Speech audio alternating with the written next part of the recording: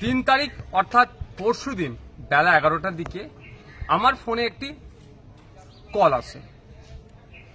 আমি বিধানসভার উদ্দেশ্যে যাচ্ছিলাম, সেই সময় একটা কল আসে।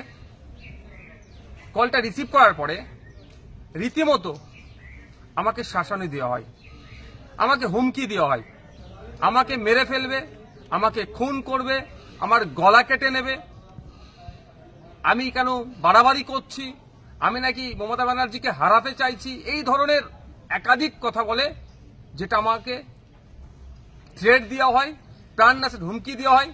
আমি যাতে এই যে লড়াইটা করছি সমাজের জন্য, তা থেকে যাতে পিছিয়ে আসি, এই ধরনের ভয় দেখানো আমাকে হচ্ছে। আমি এই বিষয়টা নিয়ে কনসার্ন ডিপার্টমেন্টাল যারা আধিকারিক আছেন তাদের কাছে চিঠি করেছি, তাদেরকে জানিয়েছি এফআইআর হিসাবে ট্রিট করার জন্য, নাম্বারটা দিয়েছি, কোন অ্যাড্রেস কোথা থেকে বলেছে সেইগুলো প্রোভাইড করেছি। আমি আশা করছি রাজ্য সরকারের রাজ্য প্রশাসন এটা সত্য উদ্ঘাটন করবে। তবে একটা কথা, আমি ন্যায়ের পথে আছি, অন্যায়ের বিরুদ্ধে লড়াই করছি।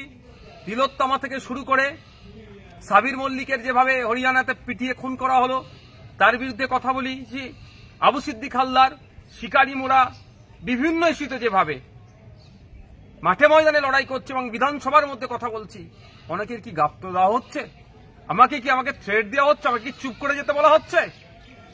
আমি সরাসরি এই মুহূর্তে বলবো না, কারণ আমাকে ওই বক্তব্যের মধ্যে বলেছে, যে ফোন করেছিল যে আমি নাকি মমতা ব্যানার্জির সাথে পাঙ্গা নিচ্ছি, যদি না পাঙ্গা নিয়ে বন্ধ করি তাহলে আমাকে গলা কেটে খুন করা হবে। আমি বলছি না এটা তৃণমূল কংগ্রেস করেছে, তদন্ত সাপেক্ষ। আমি এখনই বলে দিচ্ছি না যে তৃণমূল কংগ্রেস করেছে, তদন্ত সাপেক্ষ। তারপরেও বলছি বিচার ব্যবস্থা আছে, আমি প্রশাসনকে জানিয়েছি, সত্য উদ্ঘাটন করুক, এর পেছনে কি ষড়যন্ত্র আছে, কি রহস্য আছে, কার বা কাদের কথা শুনে আমাকে এই ধরনের ফোন করে সরাসরি আমার গলা কেটে নেবে, আমাকে খুন করবে, আমাকে হত্যা করবে করে বলার সাহস হচ্ছে। পরিশেষে একটা কথাই বলবো, আমাকে এই ফোন টোন করিয়ে কেউ যদি মনে করে নওশাদ সিদ্দিকীকে জেল খাটালাম, মিথ্যা মামলা একাধিক দিলাম, তারপর নওশাদ সিদ্দিকী দমছে না, যদি কেউ মনে করে আমাকে এই ধরনের কল করিয়ে থ্রেট দিয়ে আমাকে ভয় দেখিয়ে দমিয়ে দেবে, সে কিন্তু দিবা স্বপ্ন দেখছে।